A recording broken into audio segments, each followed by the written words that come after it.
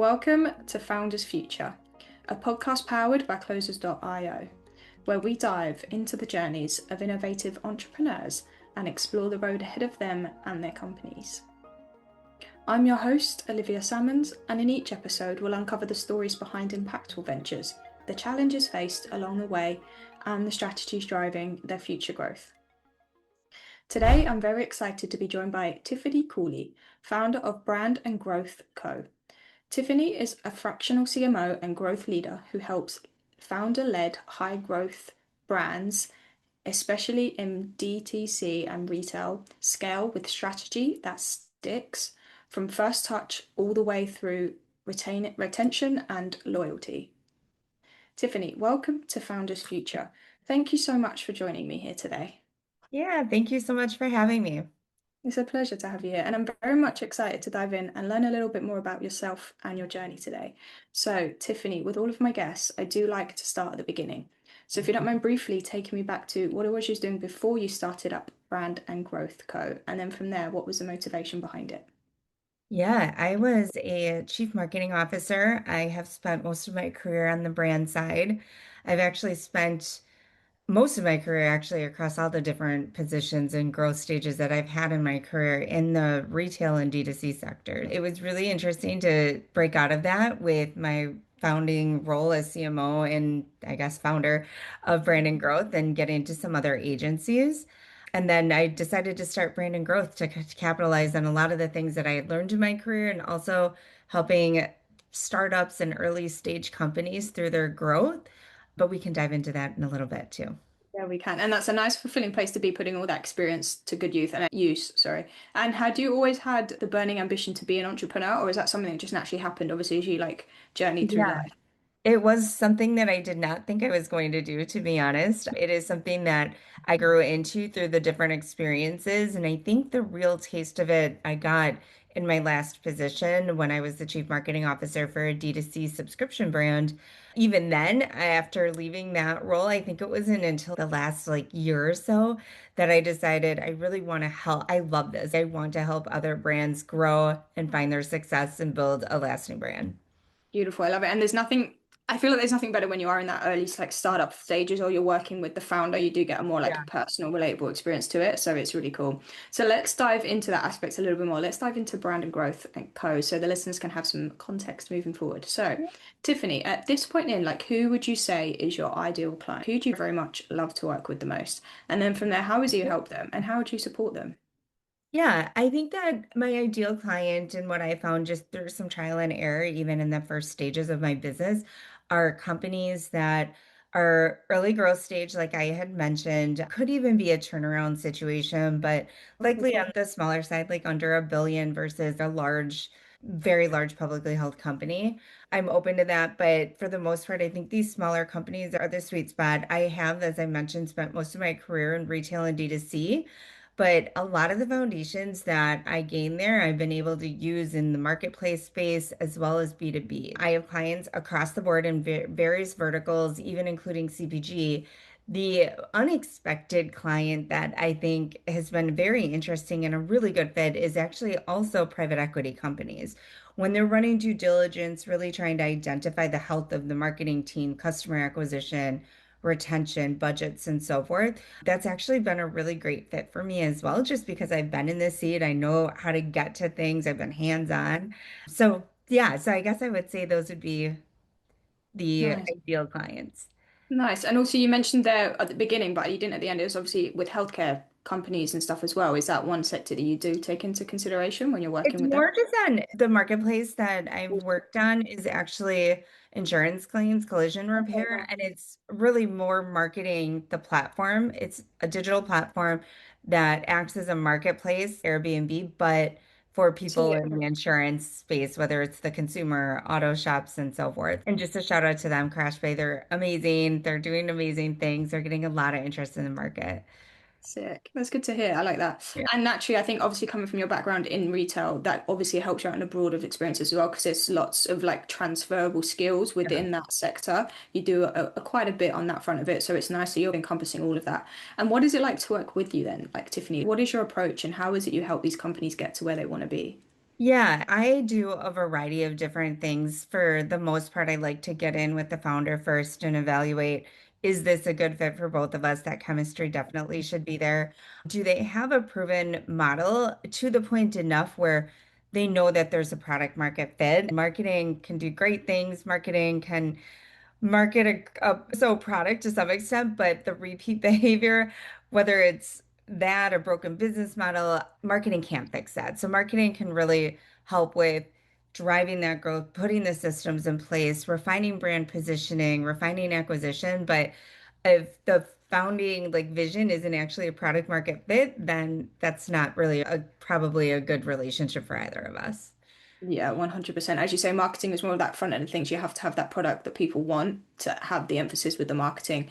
Exactly. You can put lipstick on a pig, but it'll be very hard to market that to the wrong group if it's not ready Exactly. for trial. I get that Yeah. completely. So it's mainly on that front end of brand marketing that you like to be as well, For the considering most part, yeah. Once we get into identifying if it's a fit, if it's nice. feasible for the founder to bring me on to help out, then I can dig into a variety of areas. And that could be anything from channel performance, brand positioning and strategy, team organization, CAC and to LTV measurements and making sure that those should be where they are.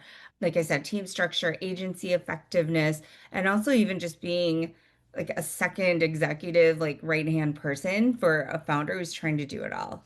And that is such a big relief as well for a founder that's trying to do everything. As you say, if you can come in and be not a jack of all trades, but you can play a hand in other areas and other aspects as well with that growth strategy coming into it. It will alleviate them so much on their part so they can work on other things and leave that side of stuff to you. Do you very much get in the trenches with them as well? I'm assuming, obviously, with the fractional CMO coming into that, you're very much encompassing yourself with that business as if it's your own. Yeah, the best way to think about my role and the way that I prefer to work actually is take away the fractional piece. If you had a CMO, how would you engage with him or her? How would you work together? What types of things would you do? And that's what I do. We work hand in hand. A couple examples are I have a founder and we're putting a strategy workshop together for his executive leadership team, planning out 2026 and 2027, looking at getting out of the weeds. And like I'm helping the founder get out of the day-to-day and tactical piece all the way through what should my org chart look like as we scale all the way to, oh, my website isn't working. What should I do to help make sure conversion's happening and faster?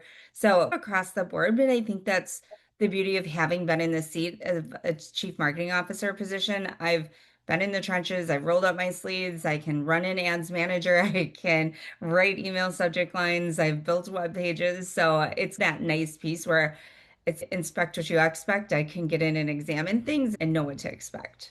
Yeah, it's so cool. As you say, it's very much playing into your wheelhouse. And the fact that you are treating that company like as if you're part of it as well is a great asset to come into. Obviously, on the founder side of things, they can trust you to do those little jobs, pick up those little things when you see them, and they can actually work on what they need to do to grow that business and not get stuck in the weeds so much either.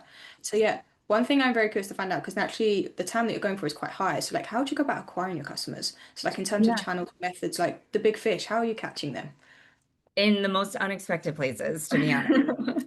They're coming in from referrals from people who I am not shocked that they would refer, but just unexpected. There was a CTO that I interviewed for a brand I was working at. He didn't get the position. Really great candidates. He was a great guy. We hit it off and come to find out, like we stayed in touch. When I first started my business, he was the first referral I received and my very first client through that referral is who I signed. So unexpectedly through referrals, I do a lot of different networking things. I spoke at a university and I just got another referral through that. So also just being present in the spaces where my network lives, whether that's LinkedIn or doing speaking events, that's been great. And then investors, like I mentioned, that is a really great lead source, especially for someone doing what I do when a company gets funding and they want to really accelerate growth and they want to do it strategically with a partner who's already done it. Those are Yeah. really great fits. Yeah, I can The imagine last, that. Yeah. yeah, and the last thing I'd mention that I totally forgot is strategic partnerships. I've also white labeled my service under an agency that might focus on implementing an ERP, but they really need marketing leadership. So I can offer my services under their agency if needed Nice. as well. Yeah, that's really cool. That allows a little bit more time on your own as well if you do have that agency side to lean on, because naturally the part of this, obviously, if it's a fractional CMO or just a CMO, is it's very hard to scale on your own Yeah. because you are so involved all the time. So it's nice you have those two avenues. And naturally, just referrals coming in shows kudos to what you're doing, whether you know you're doing it well or not. They're coming in for that Yeah. right reasons. And it does just show, even when networking, you never know where they're going to come from. So you should just keep hold of that. Keep hold of that list that you've got going on. Any listeners out there, it's make use of the people you've met in the past, and hopefully they can take you from there. When it does come to LinkedIn, do you run any form of paid advertisements or anything, or is it just very organic on your front? It's been very organic, although I know I should start running some, but everything right now has been organic thus far. Nice. And do you utilize any other form of platforms, or is it pretty much just LinkedIn where you stick to? LinkedIn is where I stick to. I have been looking at other platforms. I do Instagram as well, but I really want to expand. I want to do more podcasts. I want to do other things that Yeah. are audio experiences as well. So I'm digging in a couple areas. That is one of the strategic goals that I have for 2026 for brand and growth is for me to expand the places that we're talking about what we do. Yeah, get to a bigger ecosystem, get your name out there. And then obviously with all that being said, like what are your ambitions or your visions for the company in general? Like when you think of maybe the next 6, 12 months, like what are those goals or targets that you're working hard towards achieving at the moment? Yeah, I think I want to refine the positioning that I have around how I'm driving growth for clients and just continue to refine that because every client I take on, I'm doing something new that kind of adds to the mix of that. I also want to expand into that PE and investor space that we talked about because I think Mm. that diligence partnerships like that are really exciting. And sometimes work actually comes from that once the brand sees what you're capable of and what I also because right now my company is brand and growth and it is selling fractional services. There are early stage startups that want my oversight, but also need some execution help. So adding a couple high caliber operators that I vet, I sign off and approve of, and know their work's going to fall in line with the way that I would handle things is also on the list for the year. And then looking at where those retainer values come in. Right now, I have a broad range of the different retainer options that I have, which is totally fine. But looking at where can I grow and make the most sense?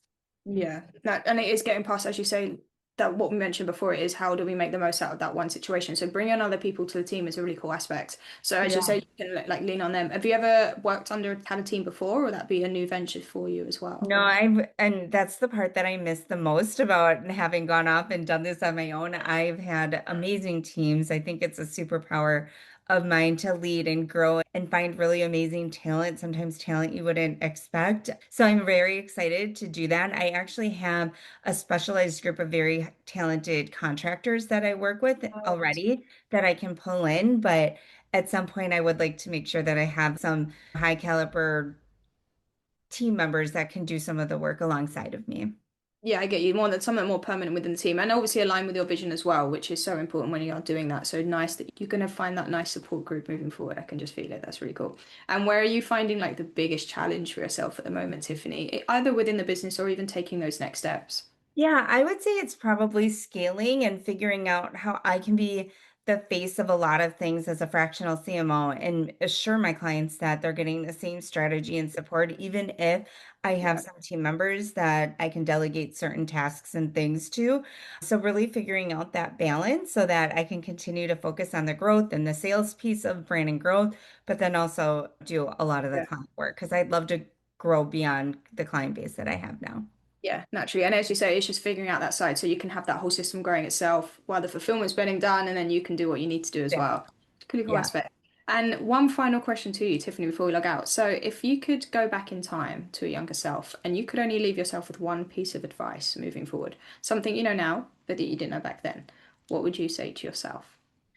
I would say that know that no matter what, the timing of your life is a really big factor. A lot of people have a plan and they're working towards these goals and they want to climb a certain ladder. It's sometimes those missteps and failures that actually put you on even a better path and help things just work out that way that they're supposed to. And I know when I was in my 20s, I was stressing over like every single detail and is this where I should be? Here's where my friends are. And at the end of the day, the comparison isn't helpful. Do the work, focus on your passions, and everything tends to fall into place, obviously, with some hard work. Yeah, I love that. As you say, every journey's your own. So, looking to the Yeah. other sides. It's okay to look, you just don't need to compare what you're doing. Perfect. I love that a lot. And Tiffany, thank you so much for joining me today Yeah. and for sharing your incredible journey and insight with us. Where can our listeners reach out best to work with you or connect with you if they would like to? Yeah.